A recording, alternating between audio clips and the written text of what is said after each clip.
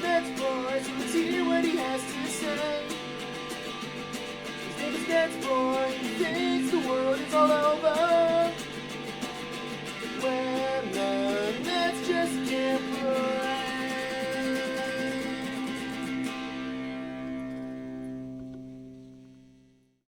What up, Net fans? NetsBoy here, bring your latest in your Brooklyn Nets news. All right, so the Nets still suck. All right, let's keep it 100 here. Let's be honest. This Nets team is still a joke, and they still are struggling, and they still suck. Since my last NetsBoy episode, they've won one game, which I guess we should be pretty pleased about because the fact that they even won any game is impressive. And that one win came against the second place in the West, Oklahoma City Thunder, which is crazy in on itself. So go figure. But then, of course, they follow that great win up with a terrible, terrible loss to one of the worst teams in the Western Conference, the Portland Trailblazers. So this team just continues to struggle with the same crap that I talked and addressed last episode. Turnovers, poor defense, and inconsistent offense. And you mix all those things together, you get the suck that is this Brooklyn Nets team. So, where to begin with this Nets team?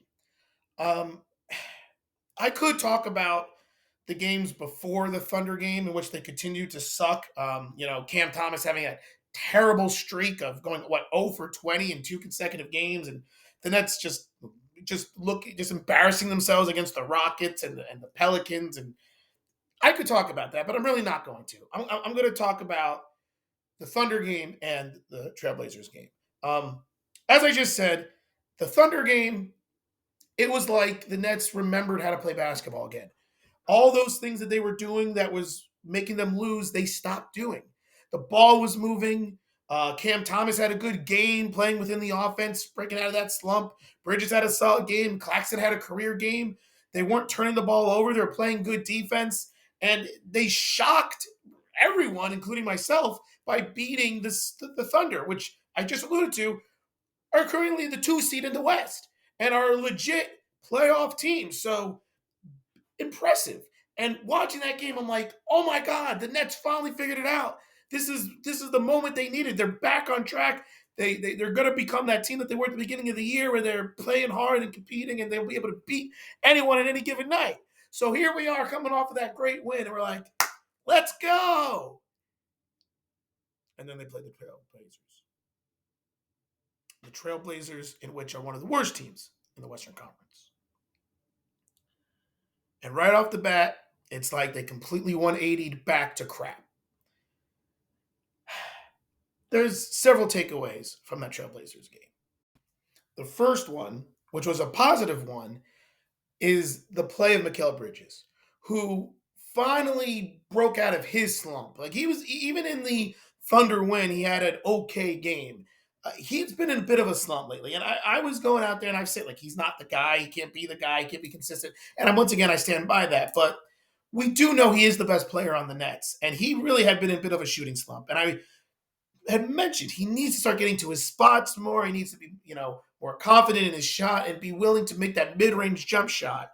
And he finally got it figured out in that game. He scored 42 points and made that big clutch shot down the stretch of regulation to tie the game, to send it into overtime, which shout out to my boy Vince Carter for telling Mikal Bridges to shoot and lift with the legs more and shoot off the jump and not on his way down. Vince Carter said that. He admitted to it. And that's exactly what Mikal Bridges did. And he made the shot. So shout out to Vince Carter. And also, Miles, get this out of the way. Some little housekeeping. I'll share this with all of you right now. For Christmas, I got an autographed Vince Carter New Jersey Nets jersey. Check that out. We all know Vince Carter is my favorite player of all time. And I've always wanted a Vince Carter jersey. And this one's autographed and certified. And so super pumped about that. So shout out to my mother for getting it for me. She also got me this NetsBoy jersey way back. This was like a couple of years ago. So I guess she's got this Nets jersey thing going. So super pumped about that. Just thought I'd share that for everyone. So thank you again, Mom. Um, I'll probably get this framed too. Maybe I'll put it next to the NetsBoy jersey, or maybe I'll put it in another room in my house. I don't know, but just something I wanted to share with since Vince Carter did the broadcast with the Trailblazers game. I just thought and gave Mikal Bridges some advice on how to make a big shot down the stretch. I thought I'd just share that with y'all, but I digress. Um, so Mikal Bridges had that good game, but that was really it. Dennis Smith Jr. had some impressive dunks, including vicious, kind of tomahawk power slam that he did. Also, pointed to Vince Carter after that, because after he had the off the backboard alley oop from Royce O'Neal, Vince Carter said, "Hey, you should have done a windmill," and he said, "I got something else for you." So once again, shout out to Vince for helping the Nets, I guess. I don't know, encouraging better play. But Dennis Smith Jr. had a decent game. Claxton had a solid game, but the other takeaway from that game is that Jock Vaughn was trying to send a message, to his team and the veterans. Spencer Dinwiddie did not play much in that game, especially down the stretch. It was Dennis Smith Jr. out there. Royce O'Neal didn't really see the light of day after he did the off the backboard alley oop to Dennis Smith Jr. And I believe it's because Jock Vaughn doesn't like that. He's even touched upon in interviews and press conferences saying we shouldn't be doing behind the back passes. We shouldn't do off the backboard alley oops. We shouldn't be flashy. We should just do the simple play. We are a team that needs to focus on the principles and the basics to succeed. And I get it. But at the same time, at what point are you biting your nose to spite your face? Now, this is a little bit interesting that I'm going to go this route because I'm the same person who said, hey, I love the idea of the Nets resting, their entire team against the Milwaukee Bucks, because, let the kids play and give them a shot.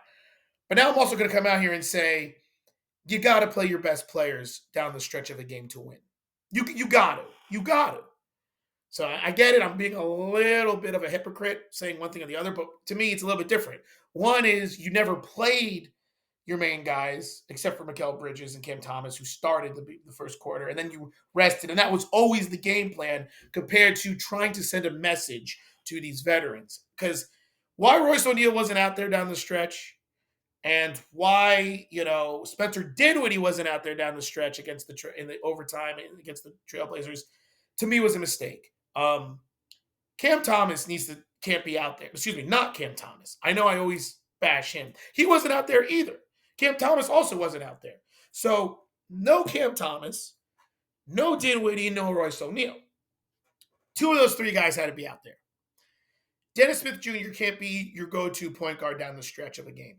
He can't be. I understand he's a great defender, but he can't be the guy. Spencer Dinwiddie should have been out there instead. And Cam Johnson, I'm sorry. I don't think he should be out there either down the stretch. I don't know how I feel about Cam Johnson. I really don't, because he just seems to be so anti-clutch. Like earlier in the year, he missed that open three to try to win the game against, I believe it was that the Cavs game. I think it was against the Cavs. I don't know. Was it the Cavs? It was one of the losses they had earlier on. It was early in the year. And he missed that. And then in that Trailblazers game, he had a wide open three towards the end of regulation that he should have made, or was that overtime? Either way, it was a wide open three that would have been huge, and he just missed it flat. Like, I don't think the guy's clutch at all. And he's not a great defensive player. He really isn't. He might have some good size for a wing, but he doesn't have good lateral quickness. He's not a great rebounder. He's just a good offensive player, really. And he's an okay defender. Down the stretch, I'd rather see Royce O'Neal out there. I really would. Or I would like to see Cam Thomas. I know I bash Cam Thomas all the time, but I would almost rather see him because of his playmaking ability. But in that game against the Trailblazers with Mikal Bridges carrying the Nets, I would rather see Royce. I would rather see Spencer Dinwiddie and Royce O'Neal out there and no Cam Johnson and no Dennis Smith Jr. But Chalk Vaughn was sending a message that if you don't play the way I want you to play and you don't play the way you should play, you're going on the bench. And I think that was a big reason why when overtime came, Nets had nothing left in the tank. But they still should have won the game.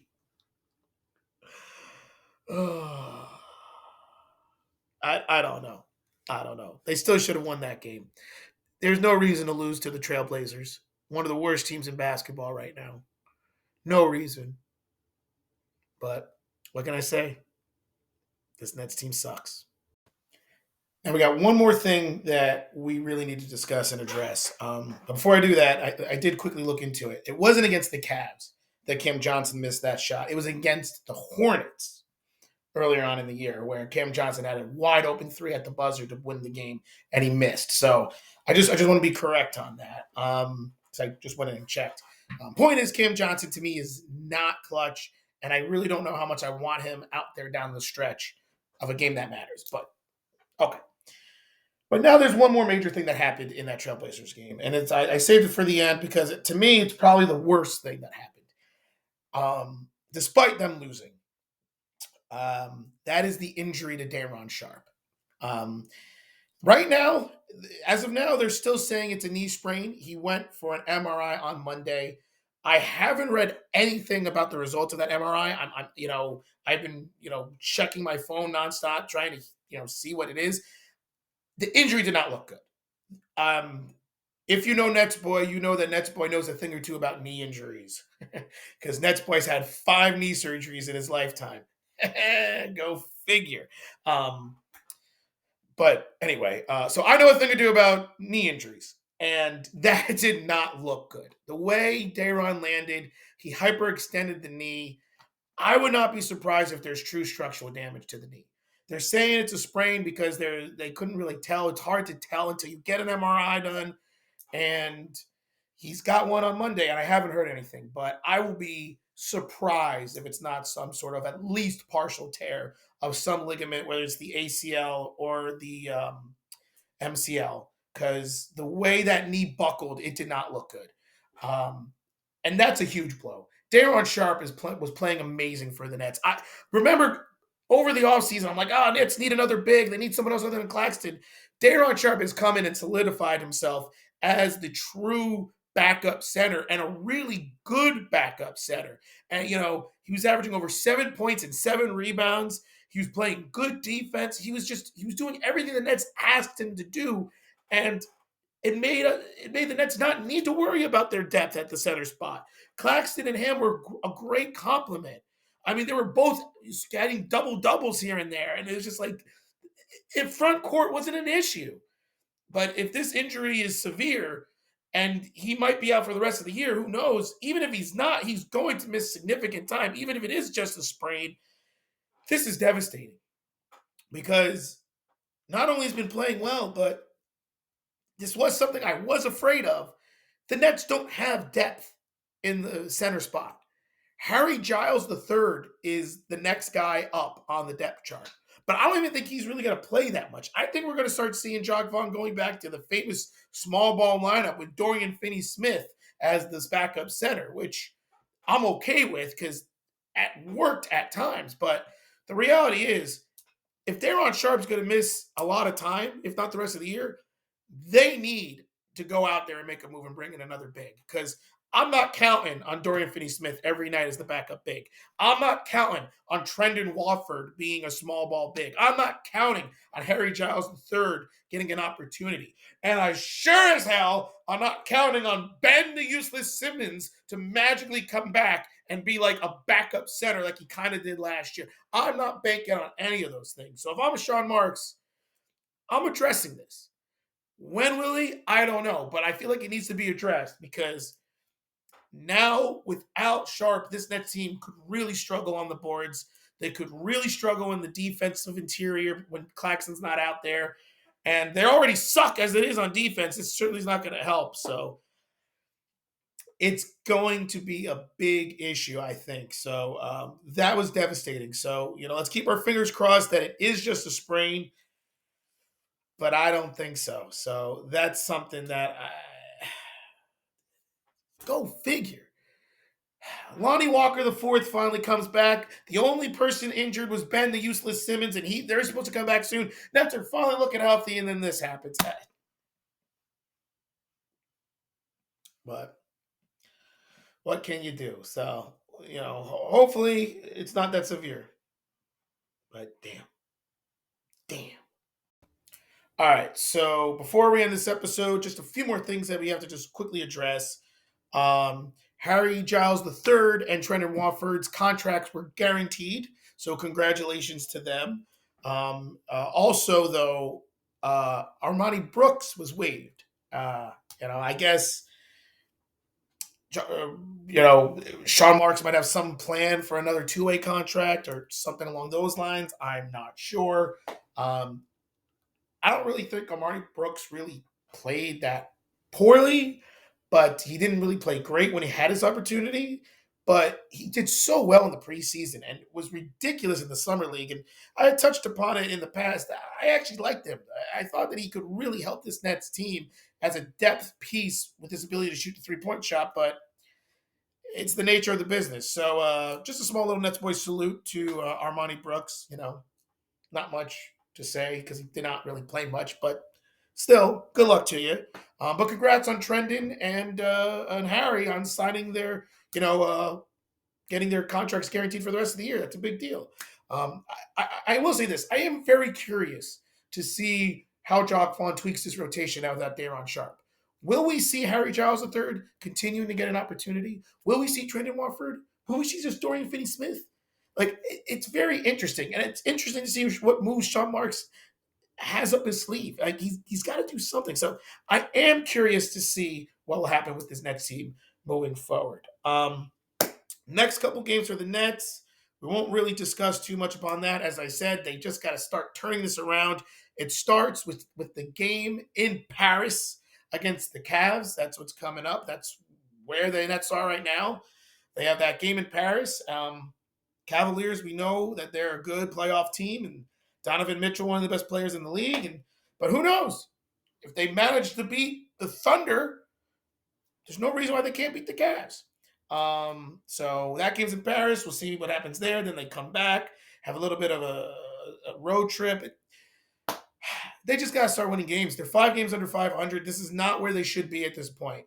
All right, they should not be where they're not. They shouldn't be this bad of a team. All right, I'm going to be honest. I know I say they suck, and there's all these reasons why they suck. They can't play defense and turn the ball over. They have inconsistent offensive players. They got all these injuries. There's all these reasons why they suck. They should not be 5 games under 500. They're holding on right now to the play-in if the season were to end today. They are the 10th seed in the East.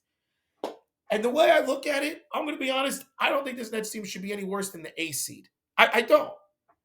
But the way they're playing right now, they'll be lucky to even hold on to the 10 seed. So we'll see what happens. There you have it. Let me know what you guys think about everything. The Sharpe injury, the terrible loss of the Trailblazers, the good win against the Thunder.